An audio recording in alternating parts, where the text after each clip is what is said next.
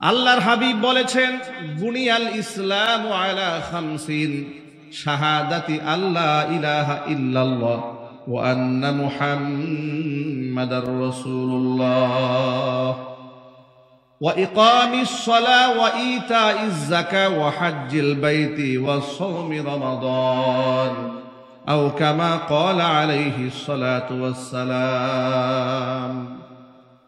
আল্লাহর নবী বলেন, বুনিয়াল ইসলাম ও আলা খামসিন, পাঁচটি জিনিসের উপরে ইসলাম এর স্তম্ভ, পাঁচটা জিনিস, এর উপরে ইসলামটাকে দাঁড় করিয়ে দেওয়া হয়েছে। ইসলামের ভিত্তি মূলে পাঁচটা জিনিস আছে। এর মধ্যে এক নাম্বার হচ্ছে এ কথার সাক্ষ্য প্রদান করা, শাহাদাতি আল্লাহ ইলাহা ইল্লাল্লাহ ওয়া আন্না মুহাম্মাদার রাসূলুল্লাহ। আল্লাহ ছাড়া কোনো মাবুদ আছে? আরো চিল্লায় বলেন, আল্লাহ ছাড়া ইবাদতের যোগ্য আর কেউ আছে?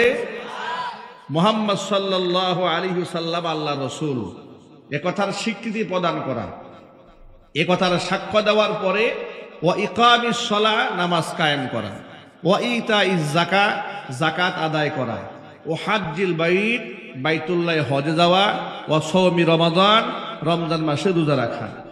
এই পাঁচটি জিনিস ইসলামের ভিত্তি। এই যে সামিয়ানা দাঁড়িয়ে আছে খুঁটির উপরে, খুঁটি যদি না থাকতো সামিয়ানা দাঁড়িয়ে থাকতে পারত না। তো আমার দিন ও ইসলাম, আমার ধর্মটা এই পাঁচটা স্তম্ভের উপর দাঁড়িয়ে আছে। যদি আমার মধ্যে নামাজ না থাকে আমার ধর্ম টিকে থাকে না। যদি আমার মধ্যে রোজা না থাকে আমার ধর্ম টিকে থাকে না। হজ ফরজ হওয়ার পরেও যদি আমি হজ না করি আমার ধর্ম টিকে থাকে না। রমজান মাসে সুস্থ থাকার পরেও যদি আকেল বালেগ হওয়ার পরে আমি রোজা না রাখি তাহলে আমার ধর্ম টিকে থাকে না। এগুলো তো ইসলামের মৌলিকত্ব। ইসলামের এই সমস্ত মৌলিকত্ব আদায়ের পাশাপাশি আল্লাহ তাআলা আমাদের ব্যক্তি জীবন, পারিবারিক জীবন, সামাজিক জীবনে কিছু বিধিনিষেধ আরোপ করেছেন। যেমন আল্লাহ তাআলা এই পৃথিবীতে মানুষ সৃষ্টি করেছেন দুই শ্রেণী, এক হচ্ছে নারী আর এক হচ্ছে পুরুষ। নারী পুরুষের স্রষ্টাকে আর একটু মহব্বতে বলেন। কোরআন মাজিদ আল্লাহ পাক বলেছেন, ইয়া আইয়ুহান নাসুত্তাকু রাব্বাকুমুল্লাযী খালাকাকুম মিন নাফসিন ওয়াহিদা ওয়া খালাকা মিনহা যাওজাহা ওয়া বাসসা মিনহুমা রিজালান কাসীরান ওয়া নিসাআ। ও মানব মণ্ডলী, ভয় করো তোমরা তোমাদের সেই রবকে যিনি তোমাদেরকে সৃষ্টি করেছেন এক ব্যক্তি থেকে, তিনি হচ্ছেন আদম। ওয়া খালাকা মিনহা যাওজাহা, এবং তার থেকে তার জোড়া তার স্ত্রী হাওয়াকে সৃষ্টি করেছেন। ওয়া বাসসা মিনহুমা রিজালান কাসীরান ওয়া নিসাআ, আদম এবং হাওয়া থেকে আল্লাহ রাব্বুল আলামিন অসংখ্য নারী পুরুষ বিশ্ব পরিমণ্ডলে ছড়িয়ে দিয়েছেন। সুতরাং নারীর স্রষ্টা পুরুষের স্রষ্টা কে? আরো জোরে বলেন। এখন আপনি মনে মনে ভাববেন, হুজুর আপনি তো প্রকৃতি বললেন দুটা, প্রকার বললেন দুটা, এক হচ্ছে স্ত্রীলিঙ্গ আর এক হচ্ছে পুংলিঙ্গ, কিন্তু থার্ড জেন্ডার তো আছে, তৃতীয় লিঙ্গ তো আছে, অর্থাৎ হিজরা তো আছে। তাদের কথা কি কোরআনে সুন্নায় কিছু নাই? অবশ্যই আছে। এটাকে বলা হয় খুনসায়ে মুশকিলা। খুনসায়ে মুশকিলা হচ্ছে সে শারীরিকভাবে কিছু ত্রুটিযুক্ত, কিন্তু তার জন্য আলাদা কোনো লিঙ্গ ধার্য করা হয়নি। কেন? সে দুইজনের যে কোনো একজনের অধিকার পাবে। অর্থাৎ বাহ্যিকভাবে তাকে যদি পুরুষের মতো লাগে তাহলে সামাজিকভাবে সে পুরুষের হুকুম পালন করবে। বাহ্যিক অঙ্গ প্রত্যঙ্গ যদি নারীর মতো হয় তাহলে তিনি নারীদের আহকামাত পালন করবে। খুব সহজ বাংলায় বোঝাবার জন্য বলি, পুরুষরা নামাজ পড়ে ঘরে না মসজিদে গিয়ে? আরো জোরে বলেন। হিজরা যদি বাহ্যিক অবয়ব পুরুষের মতো হয় সে ঘরে নামাজ পড়বে না। কোথায় গিয়ে নামাজ পড়বে? মসজিদে গিয়ে নামাজ পড়বে। আবার বাহ্যিক আকার অবয়ব যদি নারীর মতো হয় নামাজ কোথায় পড়বে? ঘরে পড়বে। পুরুষের মতো যদি বাহ্যিক আকার অবয়ব থাকে তাহলে পুরুষের পোশাক সে পরবে। এমনকি তার মৃত্যুর পরে জানাজার জন্য তাকে পুরুষের মতো কাপড় দিয়ে তাকে মাদফন করা হবে। আবার যদি আকার অবয়ব দেখতে নারীর মতো হয়, পর্দা করে তাকে চলতে হবে। ওই আমি হিজড়া, সুতরাং রাস্তাঘাটে যেভাবে খুশি চান্দাবাজি করব, আর মানুষের সামনে নোংরামো বেহায়াপনা করে বেড়াবো। আল্লাহর কসম করে বলি, জাহান্নাম ছাড়া কোনো রাস্তা থাকবে না। আজকে হিজড়া যারা সমাজে, তাদের কি একটা বাজে অবস্থা দেখেছে তার রাস্তাঘাটে, কি সিচুয়েশনটা তারা ক্রিয়েট করে মানুষের সামনে, মানুষকে লজ্জায় ফেলে দেয়। তবে এই ক্ষেত্রে রাষ্ট্রের যারা কর্ণধার, তারা এই ধরনের অবহেলিত শ্রেণী মানুষের জন্য কর্মসংস্থান করা দরকার, তার শিক্ষার সুব্যবস্থা করা দরকার, তার মানবাধিকার প্রতিষ্ঠা করা দরকার। কথা বলেন ঠিক কিনা বলেন? এগুলা প্রতিষ্ঠা না করার কারণে তারা অনেক সময় বখাটে হয়ে যাচ্ছে, নষ্ট হয়ে যাচ্ছে, চরিত্রহীন হয়ে যাচ্ছে। আল্লাহ তাআলা সকলকে হেফাজত করেন, জোরে বলেন আমিন। তো নারী এবং পুরুষের স্রষ্টা কে? জোরে বলেন আল্লাহ পাক। আল্লাহ তাআলা এই পৃথিবীর শান্তি এবং সুশৃঙ্খলা ঠিক রাখার জন্য, পরকালীন চিরমুক্তি জান্নাত পাওয়ার জন্য এই নারী এবং পুরুষকে কিছু পর্দার কোটেশন দিয়েছেন। আল্লাহর পক্ষ থেকে কিছু বিধিবিধান আরোপ করেছেন। আমি আপনাদের সামনে কোরআন মাজিদের সূরাতুল আহজাবের যে আয়াতখানা তেলাওয়াত করেছি, আল্লাহ তাআলা রাসূলের স্ত্রীদেরকে ডেকে একটি বক্তব্য দিয়েছেন। আল্লাহ পাক আয়াতের মধ্যে বলেন, ইয়া নিসান নাবিয়্যি, ও নবীর স্ত্রীরা, লাস্তুন্না কা আহাদিন মিনান নিসা, তোমরা তো সাধারণ নারীদের মতো নও, তোমাদের মর্যাদা অনেক অনেক উপরে। ইনিত্তাকাইতুন্না, যদি তোমরা পরহেজগারিতা অবলম্বন করতে চাও, যদি তোমরা তাকওয়াবান হতে চাও, ফালা তাখদানা বিল কওল। এই ছেলেরা, আওয়াজ করবা না। পরপুরুষের সামনে তো তুমি যেতে পারবেই না। প্রয়োজনে যখন পর্দার আড়াল থেকে পরপুরুষের সাথে কথা বলবে, কথা বলার সময় কণ্ঠের আওয়াজটাকে একেবারে মোলায়েম করে, কোমল করে, মিষ্টি কণ্ঠে পরপুরুষের সাথে কথাও বলতে পারবে না, হারাম।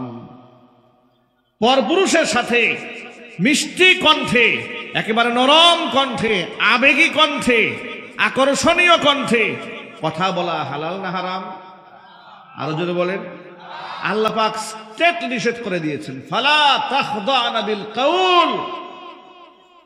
পরপুরুষের সাথে কথা বলতে গিয়ে কোমল সুরে কথা বলতে পারবে না। কেন বলতে পারবে না? শোনো, তুমি যদি পর্দার আড়াল থেকেও মিষ্টি আওয়াজে পরপুরুষের সাথে কথা বলো, ফায়াতমা আল্লাযী ফি কলবিহি মারাদ, যার অন্তরের মধ্যে রোগ আছে, সে তোমার প্রতি আকৃষ্ট হবে, লালায়িত হবে।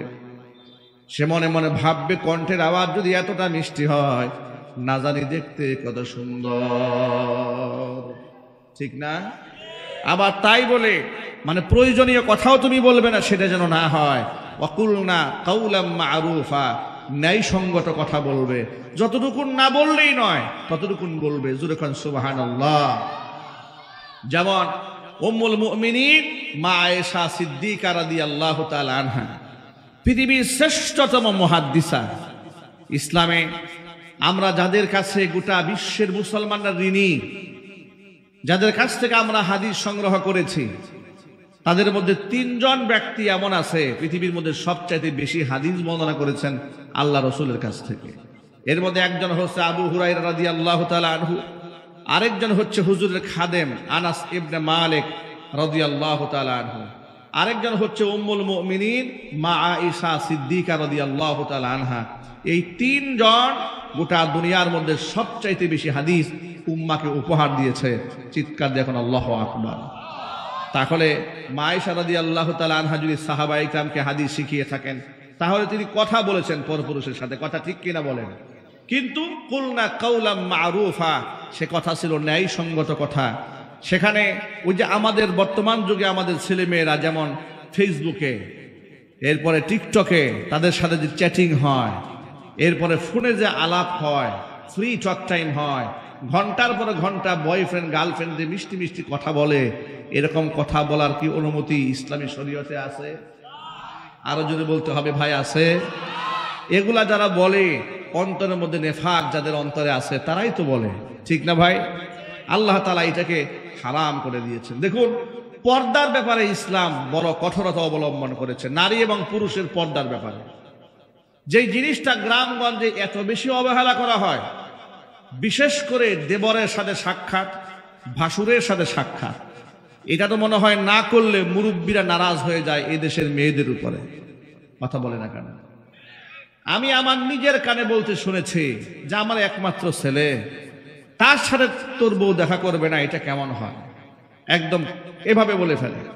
নতুন বিবাহ করে নিয়ে এসছে, এবার গ্রামের মধ্যে একটা আওয়াজ উঠিয়ে দিয়েছে, ভাবি তো মায়ের সমতুল্য, সুতরাং দেবরের সাথে দেখা সাক্ষাতের কোনো অসুবিধা নাই। ঘৃণার সাথে বলেন নাউযুবিল্লাহ মিন যালিক। মাহারাম পুরুষ ছাড়া এই দুনিয়ার কোন নারী পরপুরুষের সাথে দেখা সাক্ষাৎ, অযথা কথাবার্তা বলতে পারবে না। আল্লাহ রাব্বুল আলামিন নিষেধ করে দিয়েছেন, পর্দার পারিশন টেনে দিয়েছেন। জোরে কোন সুবহানাল্লাহ। ছোট্ট একটা হাদিস শোনালে আপনারা খুব সহজেই বুঝতে পারবেন। আল্লাহর নবী রাহমাতুল লিল আলামিন নিজে স্ত্রীদের পর্দার ব্যাপারে কত বেশি কঠোরতা আরোপ করেছেন। উম্মে সালামা রাদিয়াল্লাহু তাআলা আনহা, রাসূলের স্ত্রী, তিনি হাদিসের বর্ণনাকারী, তিনি বলেন, একদিন আমি এবং রাসূলের আরেকজন স্ত্রী হযরতে মাইমুনা হুজুরে পাক সাল্লাল্লাহু আলাইহি ওয়াসাল্লামের সাথে তার গৃহে ছিলাম। এমন সময় তার অন্ধ সাহাবী আব্দুল্লাহ ইবনে উম্মে মাকতুম রাদিয়াল্লাহু তাআলা আনহু আমাদের মাঝে আগমন করলেন। ইতিমধ্যে পর্দার আয়াত নাজিল হয়ে যাওয়ার কারণে নবীজি আমাদেরকে ডেকে বললেন, ইহতাজিবা মিন উম্মে সালামা ও মাইমুনা, তোমরা পর্দার আড়ালে চলে যাও। উম্মে সালামা বলেন, আমি রাসূলুল্লাহকে ডেকে বললাম, আলাইসা হুয়া আমা লা ইউবসিরুনা ওয়া লা ইয়ারিফুনা। ও আল্লাহর নবী, সে তো অন্ধ সাহাবী, আমাদেরকে দেখতেও পারবে না, আমাদেরকে চিনতেও পারবে না। হুজুর বললেন, আফা আমিয়া ওয়া আনতুমা আলাস্তুমা তুবসিরানি। সে তো অন্ধ, তোমাদের দেখতে পাবে না, কিন্তু তোমরা দুজন কি অন্ধ নাকি? তোমরা কি তাকে দেখতে পাবে না? একজন অন্ধ সাহাবীর প্রতি নবীজি সাল্লাল্লাহু আলাইহি ওয়াসাল্লাম তার স্ত্রীদের অকারণে তাকায় থাকবেন, তার অনুমতি দান করেন নাই। জোরে কোন সুবহানাল্লাহ। এখান থেকে কি আমাদের জন্য কোনো শিক্ষা নাই? একটু জোরে বলেন ভাই। অপারেটর ভাই, একটু সাউন্ড বাড়াই দেওয়া যায় না? একদম কাছ থেকে কথা বলতে কষ্ট হয়, একটু সরতে হবে তো কথা বলে। বলেন বলেন বলেন বলেন বলেন।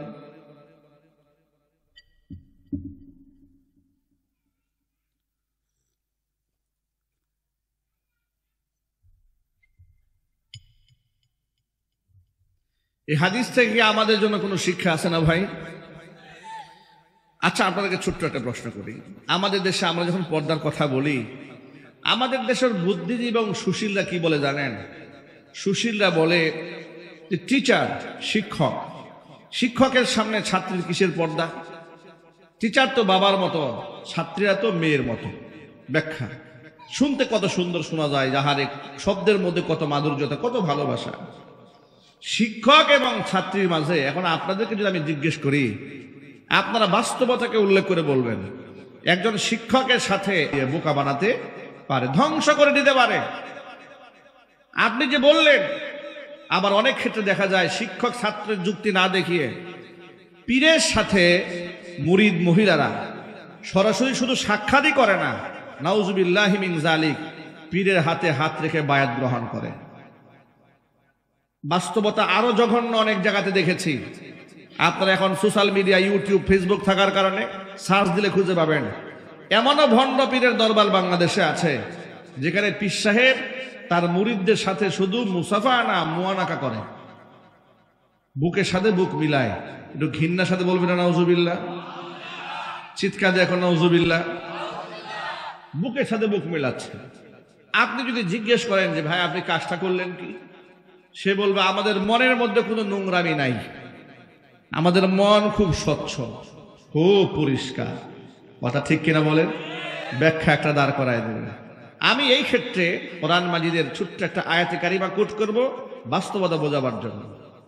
আল্লাহ তাআলা নবী পত্নীগণদেরকে বললেন এবং সাহাবীদেরকে বললেন, ওয়া ইযা সাআলতুমুহুন্না মাতাআন ফাসআলুহুন্না মিন ওয়ারাই হিজাব।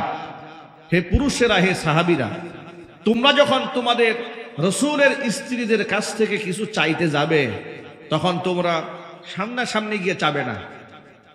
ফাসআলুহুন্না মিন ওয়ারাই হিজাব, পর্দার আড়াল থেকে চেয়ে নেবে। এখানে মৌলিক বক্তব্য হচ্ছে এই নির্দেশ আল্লাহ পাক যাদেরকে সরাসরি দান করেছেন তারা ছিলেন সাহাবী জামানার সর্বশ্রেষ্ঠ ব্যক্তি আবু বকর, ওমর, উসমান, আলী, সুবহানাল্লাহ, প্রমুখ সাহাবায়ে কেরাম। তাদেরকে আল্লাহ পাক সরাসরি হুকুম করলেন রাসূলের স্ত্রীদের সামনে যাওয়া যাবে না, কিছু চাওয়ার প্রয়োজন হলে পর্দার আড়াল থেকে চেয়ে নিতে হবে। আমি যদি আপনাকে এখন প্রশ্ন করি, এই দেশের ভণ্ড পীরদের অন্তর কি আবু বকরের চাইতে বেশি পরিষ্কার, ওমরের চাইতে, ওসমান গনির চেয়ে, হযরত আলীর চেয়ে? তাদের ব্যাপারে আল্লাহ পাক বললেন সরাসরি সামনে যাওয়া যাবে না, পর্দার আড়াল থেকে চেয়ে নিতে হবে। আর সেই জায়গায় কোথাকার কোন বসিরউদ্দিন, কোথাকার কোন সলিমউদ্দিন, কোথাকার কোন পাগলা বাবা, কোথাকার কোন ল্যাংটা বাবা? কথা ঠিক নেবে ঠিক? পর্দার ব্যাপারে ইসলাম খুব স্ট্রং, এখানে আপোষ নাই, এখানে কোনো ছাড় নাই। যদি পর্দার এই কোটেশনগুলো আমাদের মায়েরা বোনেরা মানতে পারতেন, আর আমরা স্বামীরা যদি আমাদের স্ত্রী কন্যাদেরকে এই পর্দার বিধানগুলো মানাতে পারতাম, তাহলে এই সমাজে জিনা, ব্যভিচার, অবৈধ প্রেম ভালোবাসা এটা 0% নেমে আসত। কিন্তু এটা আমরা না করে আমরা ভিন্ন পন্থা অবলম্বন করেছি। আমরা পশ্চিমাদেরকে ফলো করেছি। সিনেমা দেখে দেখে আমরা সিনেমা স্টাইলে ছেলে মেয়েদেরকে বড় করতে চেয়েছি। ভারতের ওই সমস্ত নোংরা চ্যানেলগুলো বাংলাদেশে ঢুকে জিনা ব্যভিচারকে উস্কে দিয়েছে। অবৈধ সিরিয়ালগুলো এসে যুবকদের চরিত্রকে ধ্বংস করে দিয়েছে। সিনেমাগুলা এসে যুবতী মেয়েদের চরিত্রকে নষ্ট করে দিয়েছে। মিডিয়াগুলা এসে যুবক যুবতীদেরকে ধ্বংসের দ্বার প্রান্তে পৌঁছে দিয়েছে। আল্লাহর নবী সাল্লাল্লাহু আলাইহি ওয়াসাল্লাম হুজুর বলেন, সালাসাতুন কদ হাররামাল্লাহু আলাইহিমুল জান্নাহ, 3 শ্রেণীর মানুষের জন্য আল্লাহ পাক তার জান্নাতকে হারাম করে দিয়েছেন। কান খুলে শুনে রাখেন কথাটা। নবীজি বলেছেন, সালাসাতুন কদ হাররামাল্লাহু আলাইহিমুল জান্নাহ, 3টা শ্রেণীর মানুষের জন্য আল্লাহ পাক তার জান্নাতকে হারাম করে দিয়েছেন। 1 নাম্বার হচ্ছে মুদমিনুল খামর, যারা মদ পান করে তাদের জন্য আল্লাহর জান্নাত হারাম। 2 নাম্বার ওয়ালা পিতামাতার অবাধ্য সন্তান যারা, তাদের জন্য আল্লাহর জান্নাত হারাম। 3 নাম্বার ওয়াদাইয়ুসুল্লাযী ইউকিররু ফি আহলিহিল খাবাস, ওই দাইয়ুস পুরুষ, যে পুরুষ তার অধীনস্থ নারীদেরকে অশ্লীল ভাবে পরিচালনা করে, নারীরা গুনার কাজ করার পরেও বাধা দেয় না, এমন পুরুষ সমাজে আছে না নাই?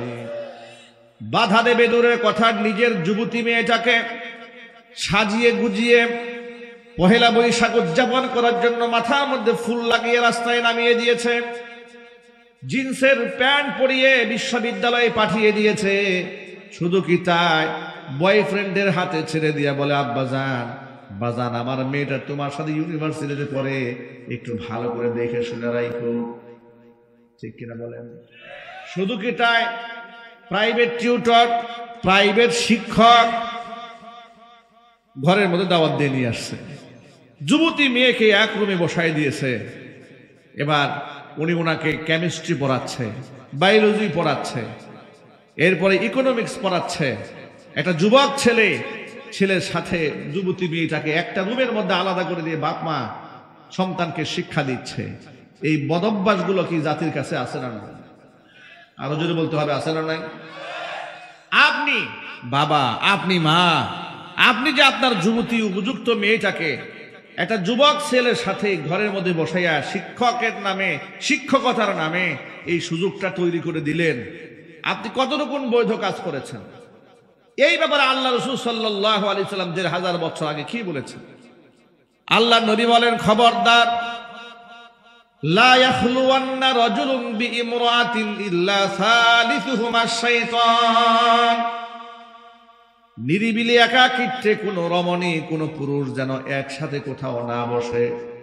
সেটা রুমের মধ্যেও বসা হারাম, পার্কে বসা হারাম, সিনেমার মঞ্চে গিয়ে বসা হারাম, এমনকি ব্রিজের কর্নারে গিয়ে বসা হারাম, একাকিত্বে কোনো পরপুরুষের সাথে কোনো নারী মাহারাম পুরুষ ছাড়া গায়রে মাহারাম যারা হয় ওই সমস্ত ব্যক্তিদের সাথে এক জায়গায় বসতে পারবে না।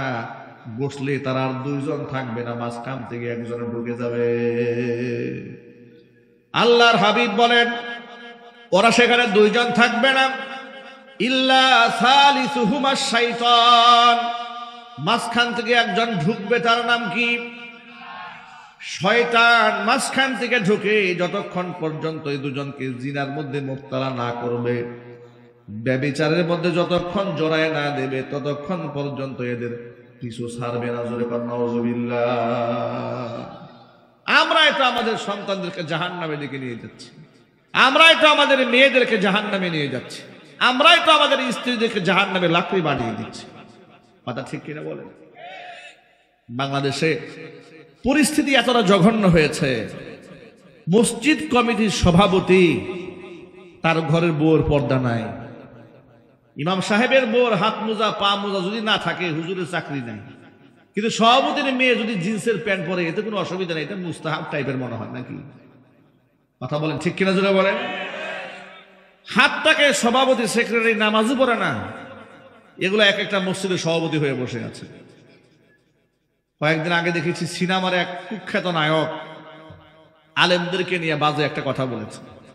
বাজে কথা বলার পরে দেশের আপামর সাধারণ জনতা তাকে ফেসবুকে গণধুলাই দিয়েছে। কেউ কেউ নাস্তিক বলেছে, ইসলামদ্রোহী বলেছে, খোদাদ্রোহী বলেছে, নানা কিছু বলেছে। এই সব কিছু শোনার পরে তখন তিনি প্রতিবাদ করে মিডিয়ার সামনে এসে বললেন, দেখেন আপনারা আমাকে ইসলাম বিদ্বেষী বলবেন না, আমি সিনেমা করলে কি হবে, আমি নায়ক হলে কি হবে, আমি একটা মসজিদ কমিটির সভাপতি। ও যে এতদিন পর্যন্ত আলেমকে গালি দিয়েছে আমার কাছে অবাক লাগে না। যখন সে বললো যে আমি মসজিদ কমিটির সভাপতি, আমার কাছে মনে হয়েছে আসমানটা ভেঙে আমার মাথার মধ্যে পড়েছে। এর মতো দুশ্চরিত্র লম্পট যদি মসজিদ কমিটির সভাপতি হয়, কিয়ামতের এর চাইতে বড় আলামত আর কি হতে পারে? কথা ঠিক কিনা যেটা বলেন। রব্বানা যালামনা আনফুসানা ওয়া ইল্লাম তাগফির লানা ওয়া তারহামনা লানাকুনান্না মিনাল খাসিরিন। রব্বানা লা তুযিগ কুলুবানা বা'দা ইয হাদাইতানা ওয়া হাব লানা মিন লাদুনকা রাহমাতান ইন্নাকা আনতাল ওয়াহ্হাব। রব্বুল আলামিন, রহমতের নজরে তাকায় দেখো আমরা গুনাহগার, বড় আশা নিয়ে তোমার শাহী দরবারে হাত দুখানা বাড়িয়ে দিয়েছি। মেহেরবানি করে আলোচনার ভুল বেয়াদবি ক্ষমা করে সওয়াবের হাদিয়াটুকুন কবুল করে মঞ্জুর করে সোনার মদিনায় তোমার হাবিবের রওজা মুবারকে পৌঁছে দাও। তামাম পৃথিবীর মাটির নিচে যত মুমিন মুমিনাত, মুসলিমিন মুসলিমাত চিরবিদায় হয়ে চলে গেছেন, তাদের আরওয়াহের উপর সওয়াবের হাদিয়াগুলো পৌঁছিয়ে দাও। রব্বুল আলামিন, শিশুয়া বাগমারা যুব সমাজকে আল্লাহ তুমি মাফ করে দাও। যুব সমাজের প্রত্যেকটা সদস্যকে আল্লাহ তুমি 5 ওয়াক্ত নামাজি বানায়া দাও। কোরআনের কর্মী হিসেবে আল্লাহ তুমি কবুল করে নাও। আমার মায়েরা বোনেরা বয়ান শুনেছেন, মা বোনদের মাফ করে দাও। নিঃসন্তানী মাকে সন্তান দান করো। স্বামী স্ত্রীর মধ্যে মোহাব্বত না থাকলে মেহেরবানি করে মোহাব্বত পয়দা করে দাও। রব্বুল আলামিন, রহমতের নজর দিয়ে তাকাই দেখো বৃদ্ধ বাবারা হাত তুলে ধরেছেন, নেক হায়াত দারাজ করে দাও। উলামায়ে ইকরাম হাত তুলে ধরেছেন, খেদমাতের ওয়াসাতকে আল্লাহ বৃদ্ধি করে দাও। মাওলানা এনামুল হাসান তার পিতা অসুস্থ, মেহেরবানি করে শেফায়ে কামিলা আজিলায়ে কুল্লিয়া নসিব করে দাও। রব্বুল আলামিন, অত্র এলাকার সমস্ত মুর্দেগানের কবর আযাবকে আল্লাহ তুমি মাফ করে দাও। কিয়ামতের দিন মুসিবতের সময় এই দোয়া আমাদের সকলের জন্য নাজাতের জারিয়া বানিয়ে দাও। রব্বির হামহুমা কামা রব্বায়ানি সগীরা। রব্বির হামহুমা কামা রব্বায়ানি সগীরা। তাকাব্বাল মিন্না ইন্নাকা আনতাস সামিউল আলিম وتب علينا إنك أنت التواب الرحيم. سبحان ربك رب العزة عما يصفون وسلام على المرسلين والحمد لله رب العالمين وجعل آخر كلمتنا عند الموت لا إله إلا الله محمد رسول الله. السلام عليكم ورحمة الله وبركاته.